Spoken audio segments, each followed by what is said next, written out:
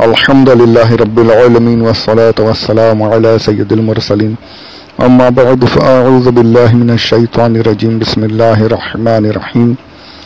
میرے ساتھ مل کر پڑھ لیں الصلاة والسلام علیک یا رسول اللہ وعلی آلک واصحابک یا حبیب اللہ.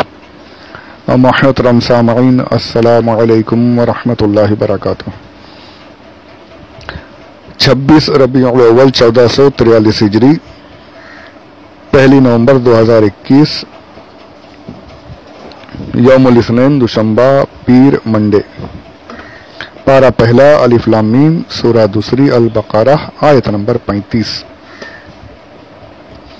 پچھلے آڈیو میں نے انبیاء علیہم السلام کی عصمت کے بارے میں چند ایک باتیں عرض کی، یعنی انبیاء کبائر و صغائر و کبائر ہر گناہ سے پاک ہیں، معصوم ہیں. اسی پر اور تفسیر سیرۃ الجنان جو دعوت اسلامی کی تفسیر ہے، دعوت اسلامی کی مکتبۃ المدینہ سے شائع ہوتی ہے، اس میں اسی مسئلے کو بڑے اچھے انداز میں آسان لفظوں میں، یعنی یہ آج کی لکھی ہوئی تفسیر ہے تو آج کے حساب سے، آج کے دور کے حساب سے اس مسئلے کو بھی آپ نے ثابت کیا ہے، لکھا ہے کہ انبیاء علیہ السلام ہر گناہ سے معصوم ہوتے ہیں، پاک ہوتے ہیں. تو میں نے سوچا وہ بھی بیان کر دوں، اور واقعی بڑی وہ کام کی چیز ہے، اسے سمجھ لیجئے، بہت ہی کام کی چیز ہے اور ہمارے عقیدے کو مضبوط کرتی ہے. آپ لکھتے ہیں اسی آیت کے تحت میں، آیت نمبر 35 کے تحت میں، یہ بھی یاد رہے کہ انبیاء کرام علیہ السلام معصوم ہوتے ہیں، ان سے کوئی گناہ سرزد نہیں ہوتا. ان کے معصوم ہونے پر 20 دلائل موجود ہیں. یہاں پر صرف 3 دلائل درج کی جاتے ہیں اور 3 دلیل آپ دیتے ہیں. اور دیکھیے، پہلی، انبیاء کرام علیہ السلام اللہ تعالیٰ کے چنے ہوئے اور مخلص بندے ہیں، جیسا کہ اللہ تعالیٰ نے حضرت ابراہیم اور حضرت اسحاق اور حضرت یعقوب علیہم السلام کے بارے میں صاف طور پر ارشاد فرمایا ہے، انا اخلصناہم بخالصۃ ذکر الدار، سورہ صاد آیت نمبر 46. بے شک ہم نے انہیں ایک کھری بات سے چن لیا، وہ آخرت کے گھر کی یاد ہے. حضرت یوسف علیہ السلام کے بارے میں ارشاد ہوتا ہے، انہو من عبادنا المخلصین، سورہ یوسف آیت نمبر 24. بے شک وہ ہمارے چنے ہوئے بندوں میں سے ہے. اللہ نے مخلص فرمایا، انہیں چن لیا ہے نا. انبیاء کے بارے میں اللہ عز و جل نے ارشاد فرمایا مخلص بندے. اور جو مخلص ہوتے ہیں نا، ان کے بارے میں شیطان کیا کہتا ہے؟ قرآن مجید میں سنیے، شیطان کے الفاظ ہیں قرآن پاک میں. اللہ عز و جل شیطان کی زبانی، جو شیطان نے جو کہا اللہ عز و جل کی بارگاہ میں عرض کی، قرآن میں اس طریقے سے ارشاد ہوتا ہے، قال فبعزتک لأغوینہم اجمعین الا عبادک منہم المخلصین، سورہ صاد آیت نمبر 82 اور 83. کیا کہتا ہے شیطان؟ تیری عزت کی قسم، ضرور میں ان سب کو گمراہ کر دوں گا مگر جو ان میں تیرے چنے ہوئے بندے ہیں. جنہیں چنا اللہ نے، اسے کہتا میں انہیں گمراہ نہیں کر سکتا، میں انہیں گمراہ نہیں کروں گا، سب کو کروں گا جو مخلص ہیں، جو تیرے جنہیں تو نے خاص کر لی، جنہیں تو نے چن لیا، انہیں گمراہ نہیں کروں گا. ان کا داؤ چلتا، اس کا داؤ چلتا ہی نہیں ان پر.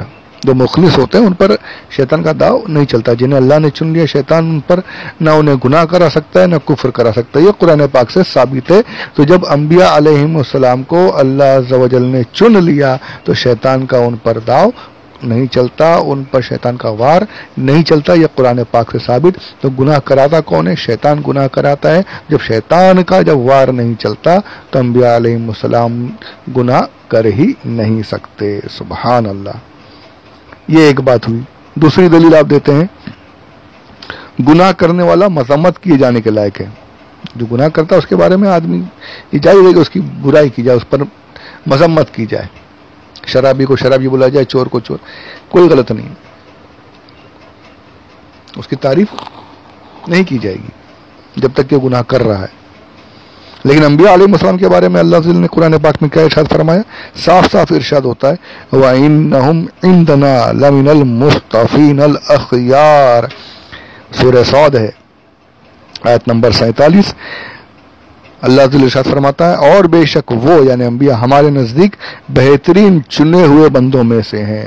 بہترین بندے ہیں، چنے ہوئے ہیں. اللہ تعالی خود فرما رہا ہے، ان کی تعریف فرما رہا ہے. تو جب گناہ گار کی تعریف نہیں ہو سکتی اور انبیاء کی تعریف کی جا رہی ہے، خود اللہ عز و جل تعریف کر رہا ہے، تو پتا چلا کہ انبیاء علیہ السلام گناہ کر ہی نہیں سکتے.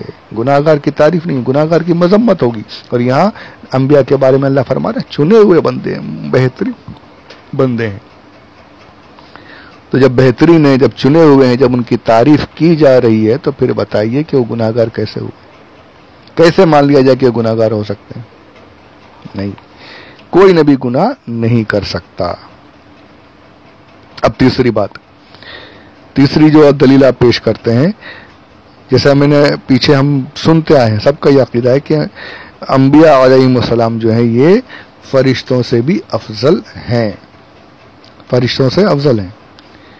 پھر میں نے ذکر کیا تھا پیچھے سے باتیں کہی کہ فرشتے انبیاء علیہ السلام سے افضل نہیں، کیونکہ ان سے سجدہ کرایا گیا، فرشتوں سے سجدہ کرایا گیا. ساری باتیں پیچھے ہوئی ہیں. تو یہ سب نے مانا ہے کہ انبیاء علیہ السلام فرشتوں سے افضل ہیں. اب یہاں پر جب ہم یہ مانتے ہیں کہ فرشتے جو قدر و منزلت میں انبیاء علیہ السلام سے کم ہیں، ان کے بارے میں ہمارا یہ عقیدہ ہے کہ وہ گناہ نہیں کر سکتے. فرشتے گناہ نہیں کر سکتے. ہم یہ مانتے ہیں، سب کا عقیدہ کہ فرشتے گناہ نہیں کر سکتے. جو قدر و منزلت میں جو گناہ نہیں کر کم ہے وہ گناہ نہیں کر سکتے. جو چھوٹے ہیں، مرتبے میں جو چھوٹے ہیں، وہ گناہ نہیں کر سکتے. ہم یہ مانتے ہیں. تو پھر انبیاء علیہ السلام جو مرتبے میں بڑے، قدر و منزلت میں بڑے، جو ہر طریقے سے فرشتوں سے اعلیٰ ہیں، ان کے بارے میں اگر ہم یہ مان لیں کہ وہ گناہ کر سکتے ہیں، تو پھر وہ اعلیٰ کہاں رہیں گے؟ جو کم ہیں وہ تو گناہ نہ کریں، جو بڑے ہیں، جو زیادہ ہیں، جو افضل و اعلیٰ ہیں، وہ گناہ کریں گے. ہم یہ مان لیں تو پھر یہ بتائیے کیسے یہ ترتیب ہو سکتی؟ یہ نہیں ہو سکتی. تو یہ ماننا پڑے گا کہ فرشتے جو مرتبے میں کم ہیں، جو چھوٹے ہیں، اس کے باوجود وہ گناہ نہیں کر سکتے. تو انبیاء جو تمام مخلوقات میں، تمام مخلوقات سے فرشتوں سے افضل و اعلیٰ ہیں، تو وہ بھی گناہ نہیں کر سکتے. انبیاء سے گناہ صادر نہیں ہو سکتی. وہ معصوم ہیں، انبیاء معصوم ہیں. یہ اہل سنت کا عقیدہ ہے. یہ اہل سنت کا عقیدہ ہے کہ انبیاء علیہ السلام گناہوں سے پاک ہیں، چاہے کبیرہ ہوں، چاہے صغیرہ ہوں، چاہے بڑے گناہ ہوں، چاہے چھوٹے گناہ ہوں، ہر گناہ سے انبیاء علیہ السلام پاک ہیں. اور اس پر بڑی تفصیلی بحث چلتی ہے. یہ روایتیں موجود ہیں. کچھ باتیں ہیں کہ جیسے یہ آدم علیہ السلام کا یہ واقعہ، اس پر علماء نے کہا کہ بھائی یہ جو کچھ ہے، یہ ایسی باتیں جو ہیں، یہ جو واقع ہوئی بھی ہیں، تو اس کو آپ گناہ سے تعبیر نہیں کر سکتے. اس کو آپ کو یہی کہنا پڑے گا کہ بھول سے ہوا، نسیان ہوا، خطا ہوئی، گناہ نہیں کہہ سکتے. ان کی شان وہ افضل و اعلیٰ شان ہے کہ جس کے بارے میں اگر آپ گناہ گار انہیں بتا دیں معاذ اللہ رب العالمین، تو شان یعنی وہ شان ہی نہیں باقی بچے گی، ان کا مرتبہ ہی ختم ہو جائے گا. یہ چنے ہوئے بندے ہیں، یہ اللہ کے پسندیدہ بندے، خاص طور سے پسند کیے. نبوت جو ہوتی ہے نا، یہ ایک سمجھنے کی بات ہے. نبوت جو ہوتی ہے یہ قصبی نہیں ہوتی، کسب کر کے نہیں ملتی. اپنی محنت، کوئی کہے میں نمازیں پڑھتا رہوں، عبادت کرتا ہوں، دن رات روزے رکھوں اور خوب اللہ کا قرب حاصل کروں اور پھر مجھے نبوت مل جائے گی. یہ غلط، کفر ہے، ہوگا ہی نہیں، ہو ہی نہیں سکتا. نبوت اختیار سے نہیں ہوتی. اللہ عز و جل جس کو پسند فرماتا ہے اسے نبوت عطا فرماتا ہے. اللہ کی عطا سے نبوت ملتی ہے، خود کی کسب سے، محنت سے نہیں. موسیٰ علیہ السلام کا واقعہ دیکھیے کیا ہوا ہے. بکری کے لیے درخت پتے لینے کے لیے گئے، کہ میں آگ لے کر آتا ہوں، کوہ طور کی طرف گئے تھے کس کام سے، اور کیا ہوا؟ نبوت عطا کی گئی. حالانکہ اللہ نے پہلے ہی چن لیا تھا. کوئی عبادت ریاضت کر کے نہیں گئے تھے.